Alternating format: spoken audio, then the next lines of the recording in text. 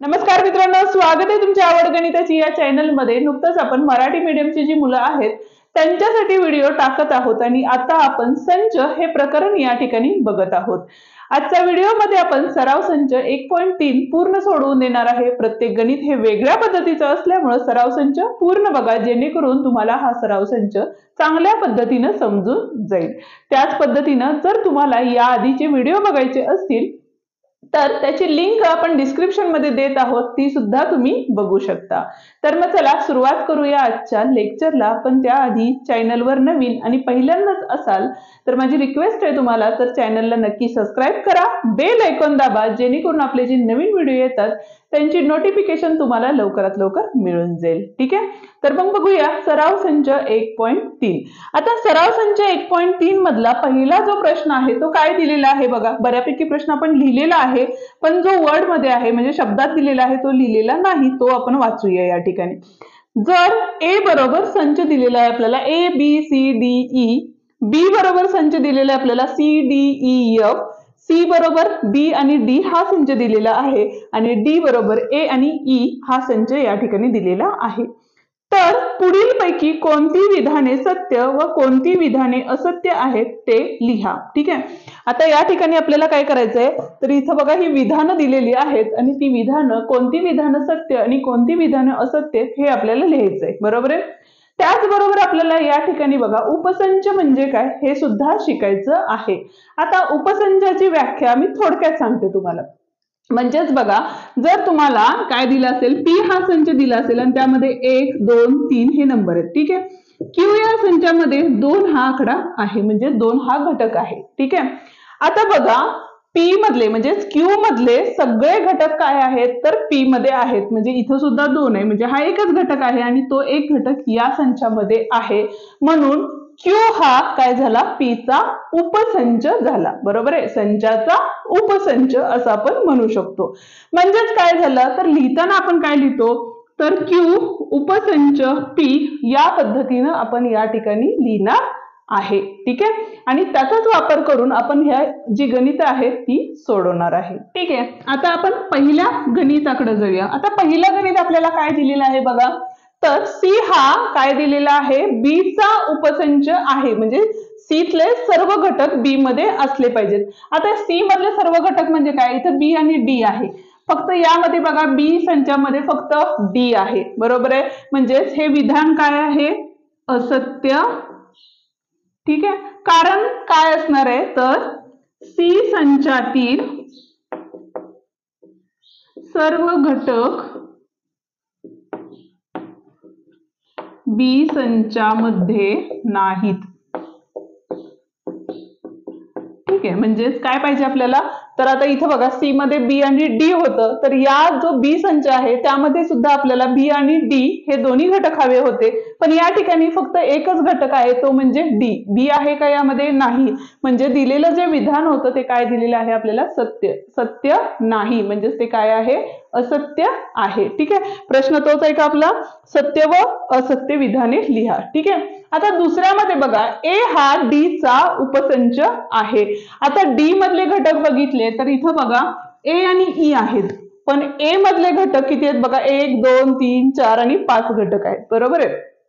त्याच्याऐवजी असं विचारलं असतं तर डी हा ए चा उपसंच आहे का, तर हो असं उत्तर आलं असतं, सत्य आलं असतं। पण या ठिकाणी आपल्याला काय सांगितले, तर ए हा डी चा उपसंच आहे, बरोबर आहे। म्हणजे ए मधले सर्व घटक डी मध्ये आहेत का, तर नाही, म्हणजेच हे सुद्धा विधान काय आहे, तर असत्य आहे। आणि हेच कारण तुम्हाला या ठिकाणी लिहायचंय, संच ए मधील सर्व घटक डी मध्ये नाहीत। ठीक आहे, त्यामुळं ए हा डी चा उपसंच नाही। ओके, आता बघा डी हा बी चा उपसंच आहे का, आता बी बघितलं तर इथं बघा आपल्याला सी डी ई एफ दिलेलं आहे। ठीक आहे, इथं काय आहेत आपले, डी मध्ये ए आणि ई आहे, म्हणजे ई फक्त घटक काय आहे, बी मध्ये आहे। ए आहे का बी मध्ये, नाही, म्हणजे हे विधान सुद्धा काय झालेलं आहे, आपलं असत्य झालेलं आहे। ठीक आहे, म्हणून संच डी मधील सर्व घटक संच बी मध्ये नाहीत, म्हणून काय आहे, विधान असत्य आहे. ठीक आहे. आता चौथा प्रश्न बघूया. या ठिकाणी काय सांगितले बघा, डी हा ए चा उपसंच आहे. आता डी मधले जर घटक बघितले तर बघा इथं ए आणि ई आहे. आता ए मध्ये बघा ए आणि ई आहे, म्हणजे डी मधले सर्व घटक हे ए मध्ये आहेत, म्हणजे हे जे दिलेलं विधान आहे ते काय आहे, सत्य आहे. कारण काय असणार आहे याचं, तर संच डी मधील सर्व घटक संच ए मध्ये आहेत. ठीक आहे. आता पुढे बघा, बी हा ए चा उपसंच आहे. बी मधले घटक कुठले आहेत बघा, सी डी ई एफ. ए मध्ये आहेत का बघा, इथं सी डी ई आहे, एफ आहे का इथं नाही, म्हणजे हे विधान सुद्धा काय असणार आहे, आपलं असत्य असणार आहे. कारण काय असणार आहे, तर संच बी मधील सर्व घटक ए मध्ये नाहीत. ठीक आहे. आणि आता सहावा जो प्रश्न आहे तो काय आहे, तर सी हा ए चा उपसंच आहे आणि त्याचं उत्तर काय असेल ते तुम्ही मला कमेंट करून नक्की सांगा. ठीक आहे. आणि अजूनही व्हिडिओला लाईक केलं नसेल तर व्हिडिओला लाईक करा, चॅनलला सबस्क्राईब केलं नसेल तर चॅनलला सबस्क्राईब करा, बेल आयकॉन दाबा, जेणेकरून आपले जे नवीन व्हिडिओ येतात त्याचे नोटिफिकेशन तुम्हाला लवकरात लवकर मिळून जाईल. आता जाऊया आपण पुढच्या प्रश्नाकडे. आता या ठिकाणी बघा, दुसरा जो प्रश्न आहे तो काय आहे तो बघूया आणि वाचत जाऊया, त्या पद्धतीने सोडवतही जाऊया.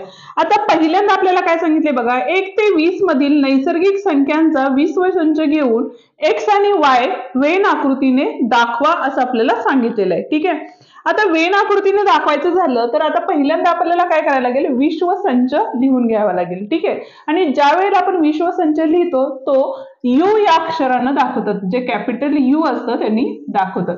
आता त्या संचामध्ये कुठले घटक आहेत सांगितलेले आहेत आपल्याला, तर 1 ते 20 मधील नैसर्गिक संख्यांचा विश्वसंच आहे. बरोबर आहे. म्हणजेच कोणकोणते घटक यामध्ये येणार आहे, तर बघा 1 पासून सुरुवात होणार आहे. 1 2 3 4 5 6 डॉट डॉट डॉट काय असणार इथं, 19 आणि 20. प्रत्येक संख्या लिहायलाच पाहिजे असं काही नाही, ज्या वेळेला खूप लेंदी घटक असतात त्यावेळेला. ठीक आहे. त्यामुळे हे झालं आपलं विश्वसंच. आता त्यामध्ये पहिला प्रश्न आपल्याला काय दिलाय बघा, यातला पहिला प्रश्न आहे. दोन्ही प्रश्न आपण या ठिकाणी सोडवून घेऊया. पहिल्या प्रश्नामध्ये एक्स चे घटक आपल्याला काय सांगितलेले आहेत, तर एक्स असा आहे की एक्स काय, तर n चा घटक आहे, म्हणजे एक्स हा काय नैसर्गिक संख्येचा घटक आहे. आणि काय दिलेले आपल्याला, तर 7 पेक्षा मोठ्या आणि 15 पेक्षा छोट्या संख्या यामध्ये आहेत असं आपल्याला सांगितलेलं आहे. आता इथं चिन्ह बघा, इथं बरोबर चिन्ह असतं तर 7 सुद्धा आपल्याला लिहावं लागलं असतं, पण बरोबर चिन्ह नसल्यामुळे आपल्याला काय करायला लागेल, 7च्या पुढच्या आणि 15च्या मागच्या संख्या आपल्याला त्या संचामध्ये लिहाव्या लागतील. म्हणजेच एक्स बरोबर काय असणार आहे बघा इथं, 8 9 10 11 12 13 14 आणि 15 येणार आहे का यामध्ये, नाही येणार, कारण 15 पेक्षा छोट्या संख्या आपल्याला यामध्ये सांगितलेल्या होत्या. त्याच पद्धतीनं आता बघा आकृती जर काढली तर विश्वसंचाची आकृती ही काय मध्ये आयताच्या रूपात काढली जाते. ठीक आहे. आणि दुसरी गोष्ट, त्यातले आतले जे संच असतात, जसं की आता हा एक्स संच आहे, तो दाखवताना काय करतो आपण, वर्तुळामध्ये काढतो. ठीक आहे. आता बघा, ज्या वेळेला तुम्हाला एक्स चे जे घटक आहेत ते दर्शवायचे असतात, ते तुम्हाला कुठे दर्शवणार आहे तुम्ही, तर हा जो वर्तुळ किंवा आहे सर्कल आहे त्यामध्ये तुम्ही लिहिणार आहे. जसं की इथं बघा 8 9 10 11 12 13 आणि 14 पर्यंत, 11 12 13 आणि 14 हा कुठला संच आहे आपला, तर एक्स संच आहे. बरोबर आहे. आता राहिलेले म्हणजे ह्या जो विश्वसंचात आहे त्यामध्ये 8 ते 14 जे नंबर आहेत ते आपल्याला सोडून द्यायचे आहेत आणि राहिलेले जे नंबर आहेत ते आपल्याला काय करायचे, विश्वसंचामध्ये लिहायचे. आता 8 पासून चालू झालेले आहेत, म्हणजे इथं कुठले नंबर येतील बघा, 1 2 3 4 5 6 7 8 आहे. 8 पासून 14 पर्यंतचे नंबर यामध्ये आहेत वर्तुळामध्ये. आता राहिलेले नंबर काय असणार आहे, 15 16 17 18 19 आणि काय राहिले आपले 20. आणि हा आहे आपला विश्वसंच. ठीक आहे. ही होती आपली पहिल्या म्हणजे दुसऱ्यातल्या पहिल्याची आकृती. आता दुसरी जी आकृती आहे ती काय आहे ती बघूया आपण. आता दुसरं काय सांगितलेलं आहे बघा, प्रश्न लिहून घेऊया आपण. काय सांगितलेलं आहे, y बरोबर काय कुठले घटक आहे त्यामध्ये, y हा असा आहे की y कशाचा हे आहे तर नैसर्गिक संख्यांचा घटक आहे. पुढे काय सांगितलेलं आहे, y ही काय आहे तर 1 ते 20 मधील मूळ संख्या चा संच आहे. ठीक आहे. आता 1 ते 20 मधील मूळ संख्या आपल्याला सांगितलेल्या आहेत, म्हणजे 1 आणि 20 त्यांच्या आतल्या ज्या काही मूळ संख्या येतात त्या आपण या ठिकाणी घेणार आहेत. पण कसल्या, ज्या नैसर्गिक आहेत त्या. म्हणजेच y बरोबर काय असणार आहे बघा, आता नैसर्गिक मूळ संख्या कुठून सुरुवात होतात तर 2 पासून सुरुवात होतात. बरोबर आहे. 2 हा सममूळ संख्या आहे त्यामुळे 2 पासून सुरुवात होते. नंतर येणार आहे आपला 3 येणार आहे, नंतर 5 येईल, नंतर 7 येईल, नंतर काय येईल आपले बघा 11 येतील, नंतर 13 आणि 17 आणि 19 सुद्धा येईल, कारण इथं काय आहे 20च्या आतल्या संख्या आहेत. बरोबर आहे. मूळ संख्या म्हणजे अशा संख्या ज्या संख्यांना कोणत्याही संख्येने भाग जात नाही. ठीक आहे. आता याच पद्धतीनं इथं बघा, जर आपण काय केलं आकृती काढली, व्हेन आकृती म्हणतो याला आपण, इथं आपण u लिहिला, इथला जो संच आहे तो काय आपला y आहे आणि y मधले घटक कुठले आहेत बघा आपले, तर आता इथं 2 3 5 7 11 13 17 आणि 19. आता हे जे घटक आहेत ते सोडून या विश्वसंचात राहिलेले जे घटक आहेत ते आपण काय करणार आहे विश्वसंचामध्ये लिहिणार आहे. कारण का हा y सुद्धा काय आहे तर विश्वसंचाचाच एक भाग आहे. त्याच पद्धतीने हा x सुद्धा ह्या विश्वसंचाचाच भाग आहे. हा u इथं बाहेर लिहिला तरीही चालेल. ठीक आहे. म्हणजे इथं बघा 2 आहे, म्हणजे इथं आपण 1 लिहिलं, 2 आहे, 3 आहे, 4 आहे का नाही, 5 आहे, 6 आहे का नाही म्हणून 6, 7 आहे, 8 आहे का नाही, नंतर 9, ठीक आहे, 10, 11 इथं आहे, 12, 13 आहे, 14 आहे का नाही, 15 नाही, 16 नाही, 17 इथं आहे, 18 आणि 19 इथं आहे, राहिले काय तर 20. हा आपली काय झाली व्हेन आकृती झाली, जे की मूळ संख्या 1 ते 20 मधले होते आणि विश्वसंच 1 ते काय होत्या 20 पर्यंतचे आकडे होते. ठीक आहे. हा होता आपला दुसरा प्रश्न. आता जाऊया पुढच्या प्रश्नाकडे. पण अजूनही व्हिडिओला लाईक केलं नसेल तर व्हिडिओला लाईक करा. तिसऱ्या प्रश्नामध्ये आपल्याला बघा u दिलेला आहे. u बरोबर काय दिलेलं आहे या ठिकाणी 1 2 3 7 8 9 10 11 आणि 12 या संख्या दिलेल्या आहेत. 1 2 3 7 8 9 10 11 12. ठीक आहे. आणि p बरोबर आपल्याला काय दिलेलं आहे तर 1 3 7 आणि 10 दिलेलं आहे.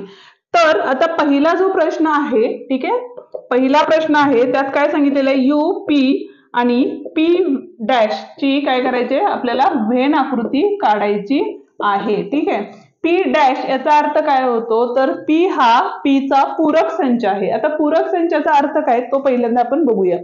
जर समजा तुम्हाला a बरोबर काय दिलं तर संचामध्ये 1 2 3 दिलेला आहे आणि जो आपला विश्वसंच आहे त्यामध्ये आपल्याला 1 2 3 4 आणि 5 अशा संख्या दिलेल्या आहेत. ठीक आहे. जर आकृती आपण काढली तर या ठिकाणी बघा a मधले घटक कुठले आहेत आपले 1 2 3. ठीक आहे. राहिलेले घटक कुठले 4 आणि 5 ते आपण काय करतो विश्वसंचामध्ये लिहितो. हा संच म्हणजे काय झाला a झाला. बरोबर आहे. आता पूरक संचाचा अर्थ काय तर असे घटक जे a मध्ये नाहीत पण काय आहेत विश्वसंचामध्ये आहेत त्यालाच आपण a चा पूरक संच असं म्हणतो. म्हणजे जर तुम्हाला असं सांगितलं की a चा पूरक संच काढा तर त्यावेळेला तुम्ही काय करणार आहे कोणते लिहिणार आहे तिथं तर a चा पूरक संच हा काय असणार आहे आपला तर 4 आणि 5 हे घटक असणार आहेत. कसं तर a मध्ये नसलेले पण काय असणार आहे तर विश्वसंचात असणारे घटक म्हणजेच a चा काय असणार आहे हा पूरक संच असणार आहे. ठीक आहे. त्याचवरून आपल्याला काय करायचं आहे हे जे गणित दिलेलं आहे ते आपल्याला या ठिकाणी सोडवायचं आहे. ठीक आहे. p चा पूरक संच हा काय असणार आहे तर या ठिकाणी बघा 1 3 7 आणि 10 ह्या संख्या सोडून राहिलेल्या संख्या कुठल्या आहेत आपल्या तर 2 हे 8. ठीक आहे. नंतर 9 11 आणि 12 हा काय झाला p चा पूरक संच या ठिकाणी झालेला आहे. आता आकृती काढताना पहिल्यांदा आपल्याला आयत मध्ये काढायची असती. ठीक आहे. हा आपला काय आहे u आहे. त्याच्यानंतर आपल्याला काय लिहायला लागेल p संच या ठिकाणी आपल्याला लिहावा लागेल. आता p संचातले जे घटक आहेत ते कोणकोणते आहेत बघा या ठिकाणी तर 1 3 7 आणि 10. 1 3 7 आणि काय आले 10. आता राहिला तो काय असणार आहे तर पी पूरक असणार आहे. म्हणजेच काय झाले आपले तर 2 8 9 11 आणि 12 म्हणजेच विश्व संचामध्ये काय असणार आहे तर पी आणि पीचा पूरक संच या दोघांचे घटक एकत्र मिळून हे काय असणार आहेत विश्व संचातले घटक असतात. ठीक आहे, ही बेसिक गोष्ट आहे आपली. आणि इथं लिहिताना आपण काय लिहू शकतो पीचा पूरक संच. ठीक आहे, आता दुसरा प्रश्न आपल्याला काय दिलेला आहे बघा यामध्ये. तर आपल्याला असं सांगितलेलं आहे, दुसरा प्रश्न काय सांगितलेला आहे बघा, पी चा पूरक आणि त्याचा पूरक संच हा पी असतो याचा पडताळा घ्या असं आपल्याला सांगितलेलं आहे. ठीक आहे, आता पी बरोबर काय आहे आपल्याला दिलेलंच आहे. किती दिलेलं आहे बघा इथं 1 3 7 आणि 10 दिलेले आहे. बरोबर आहे.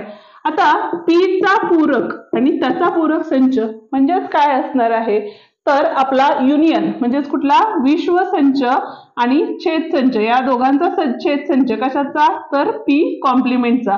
म्हणजेच काय असणार आहे बघा पी चा पूरक संच दिलेला आहे आणि त्याचा जर पूरक केला तर तो काय असणार आहे आपला इथं पीच असणार आहे. म्हणजे इथं काय आले आपले तर पीच आले आणि पी बरोबर आपल्याला देतानाच काय दिलेलं आहे तर 1 3 7 आणि 10 दिलेलं आहे.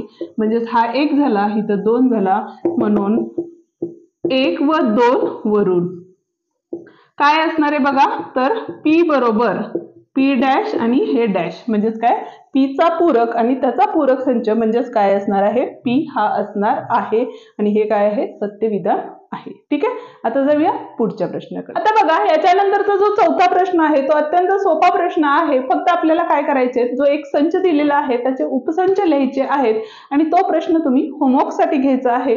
आता आपण 5व्या प्रश्नाकडे जात आहोत. आता 5वा प्रश्न आपण बघतोय त्यातला पहिला प्रश्न काय विचारलेला आहे बघा तर पुढील संचापैकी कोणता संच दुसऱ्या म्हणजे कोणत्या संचाचे उपसंच आहेत ते लिहा असं आपल्याला सांगितलेलं आहे. ठीक आहे, आता पहिला जो संच आहे तो आपल्याला पी दिलेला आहे आणि काय सांगितले बघा हा पुण्यातील रहिवाशांचा संच आहे. ठीक आहे, त्याच्यानंतर आय हा दिलेला आहे तो इंदोर मधील रहिवाशांचा संच आहे. एच हा महाराष्ट्रातील रहिवाशांचा संच आहे. यम हा मध्य प्रदेशातील रहिवाशांचा संच आहे आणि बी हा भारतातील रहिवाशांचा संच आहे. ठीक आहे, आता पहिल्यांदा आपण एक एक करत जाऊया म्हणजे लक्षात येईल. आता पी म्हणजे पुण्यातील लोकांचा जो संच आहे तो घेतला तर तो कशाचा उपसंच असणार आहे बघा तर महाराष्ट्रातील जे लोक आहेत त्यांचा तो काय असणार आहे उपसंच असणार आहे. ठीक आहे, हे पहिलं झालं. ठीक आहे, त्याच पद्धतीनं या ठिकाणी बघा महाराष्ट्र हे कशात येतं तर भारतात येतं. त्यामुळे इथं काय असणार आहे आपण यच हा काय असणार आहे तर भारतातील उपसंच असणार आहे म्हणजे बी चा उपसंच असणार आहे. त्याच पद्धतीनं पी हा सुद्धा काय असणार आहे तर बी चा उपसंच असणार आहे कारण पुणे हे सुद्धा काय असतं महाराष्ट्रामध्ये येतं. ठीक आहे, ती कारण तुम्ही त्या ठिकाणी खाली लिहू शकता. त्याच पद्धतीनं इंदोर दिलेलं आहे बघा. आता इंदोर हे कशामध्ये येतं तर मध्य प्रदेशमध्ये येतं. त्यामुळं आय हा कशाचा हे असणार आहे उपसंच असणार आहे तर यम चा उपसंच असणार आहे. म्हणजेच इंदोर हे काय येतं मध्य प्रदेशमध्ये येतं. त्यामुळे इंदोर हे मध्य प्रदेशचे काय असणार आहे उपसंच असणार आहे. त्याच पद्धतीनं इंदोर हे काय असणार आहे भारताचे सुद्धा उपसंच असणार आहे. त्याच पद्धतीनं म्हणजेच मध्य प्रदेश आहे ते सुद्धा काय असणार आहे भारताचा उपसंचामध्ये येणार आहे. म्हणजे मध्य प्रदेश हा सुद्धा काय आहे आपला तर भारताचा उपसंच झाला. ठीक आहे, हे झाले आपले उपसंच. आता पुढे आपल्याला काय विचारलेलं आहे बघा तर वरील कोणता संच या उदाहरणात विश्वसंच म्हणून घेता येईल. आता विश्वसंचाची व्याख्या जर बघितली तर त्यामध्ये बघा विश्वसंच आता कुठला आहे आपला तर बी. बरोबर आहे, कारण या ठिकाणी बघा जो पुणे आहे तो काय आहे आपला महाराष्ट्रात आहे पण महाराष्ट्र भारतामध्ये येतो. बरोबर आहे, म्हणजे हे झालं. या ठिकाणी इंदोर आहे ते मध्य प्रदेशमध्ये आहे आणि मध्य प्रदेश हे काय आहे तर भारतामध्ये येतं. म्हणजेच दुसऱ्या प्रश्नाचं उत्तर हे काय असणार आहे तर संच बी हा आपण विश्व संच म्हणून घेऊ शकतो.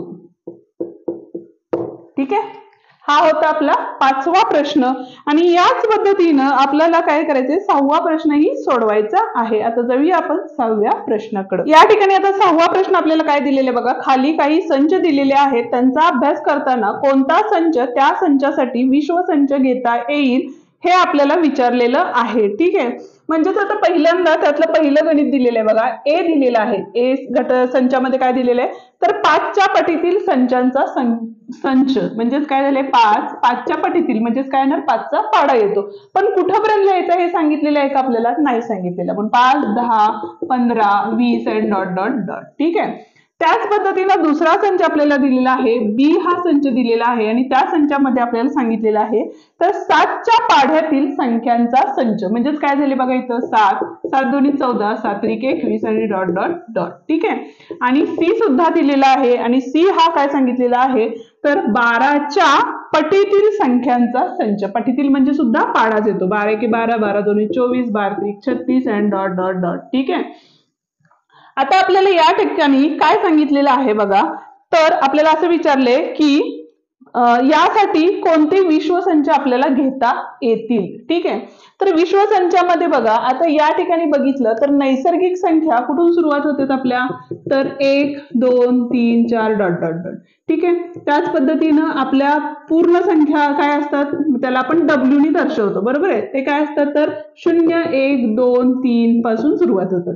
म्हणजेच बघा यामध्ये नैसर्गिक संख्या 1, 2, 3 यामध्ये सुद्धा नैसर्गिक संख्या आहेत आणि पूर्णांक संख्या म्हणजेच आई ने दर्शवतो आपण आणि त्यामध्ये बघा इकडे डॉट डॉट डॉट -3, -2, -1, 0, 1, 2, 3 अशा असतात आणि पुढे डॉट डॉट डॉट.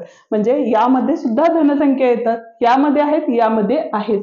म्हणजे या तिघांचा म्हणजेच बघा संच ए, बी व सी हे किंवा हे काय असणार आहे तर कशाचे एन, डब्ल्यू आणि आय चे उपसंच आहेत. ठीक आहे, म्हणजेच आपण काय घेऊ शकतो तर संच ए, बी व सी यांचा विश्वसंच यांचे विश्वसंच हे काय असणार आहेत आपले तर एन, डब्ल्यू आणि आय असणार आहे. ठीक आहे, आता 6व्यातला दुसरा जो प्रश्न आहे तो तुम्ही सोडवायचा आहे होमवर्क साठी. जर नाही जमला तर मला कमेंट करून नक्की सांगा. ठीक आहे, आता 7वा जो प्रश्न आहे तो बघूया. काय सांगितलेलं आहे बघा या ठिकाणी तर वर्गातील सर्व विद्यार्थीचा संच हा विश्वसंच मानू. बरोबर आहे, म्हणजेच यू बरोबर आपल्याला काय दिलेलं आहे तर विद्यार्थी, कुठले विद्यार्थी दिलेले आहेत आपल्याला सर्व विद्यार्थ्यांचा संच.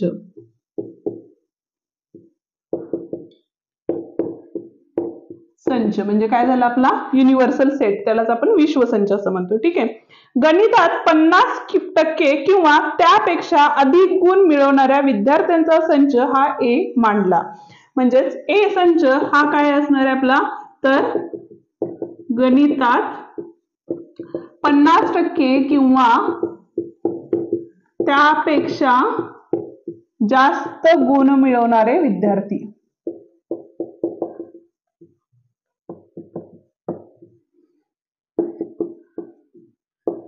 ठीक आहे, किंवा याला आपण कर्ली ब्रॅकेट दिले तरीही चालतील. आणि आता आपल्याला प्रश्न काय विचारला आहे बघा तर ए चा पूरक संच लिहा असं आपल्याला सांगितलेलं आहे. आता ए चा पूरक संच म्हणजे काय असणार आहे या ठिकाणी बघा तर गणितात ज्या विद्यार्थ्यांना 50% पेक्षा कमी गुण मिळाले ते कशात असणार आहेत तर आपले पूरक संचामध्ये असणार आहेत. कारण पूरक संच म्हणजे काय करतो आपण तर हा जो संच काढला इथं ए असतो आणि इथला जो असतो तो काय असतो ए चा पूरक असतो. बरोबर आहे, आणि पूरक मध्ये काय असतात जे ए मध्ये नसलेले घटक हे काय असतात पूरक संचामध्ये असतात. म्हणजेच इथं काय असणार आहे तर गणितात 50% पेक्षा कमी गुण मिळालेले विद्यार्थी हा काय असणार आहे या संचात असणार आहे आणि हेच आपलं काय असणार आहे उत्तर आहे. ठीक आहे, या ठिकाणी आपला हा सराव संच संपतो। आजचा व्हिडिओ कसा वाटला ते मला कमेंट करून नक्की सांगा। व्हिडिओ आवडला असेल तर व्हिडिओला लाईक, शेअर आणि कमेंट करायला विसरू नका। त्याचप्रमाणे जर चॅनलवर नवीन आणि पहिल्यांदाच असाल तर चॅनललाही नक्की सबस्क्राईब करा, बेल आयकॉन दाबा, जेणेकरून आपल्या नवीन आलेल्या व्हिडिओची नोटिफिकेशन तुम्हाला लवकरात लवकर मिळून जाईल। पुन्हा भेटूया उद्याच्या भागामध्ये, ज्यामध्ये आपण याच्या पुढचं शिकवायला घेणार आहे। तोवर आपल्या डिस्क्रिप्शन मध्ये दिलेले जे व्हिडिओ आहेत ते पाहत राहा। त्याच पद्धतीने गणिताची बेस ही आपली अशी प्लेलिस्ट आहे ज्यामध्ये गणिताचा पाया भक्कम करणारे सगळे व्हिडिओ आपण त्यामध्ये अपलोड केलेले आहेत आणि ते तुम्ही बघू शकता। ठीक आहे, धन्यवाद।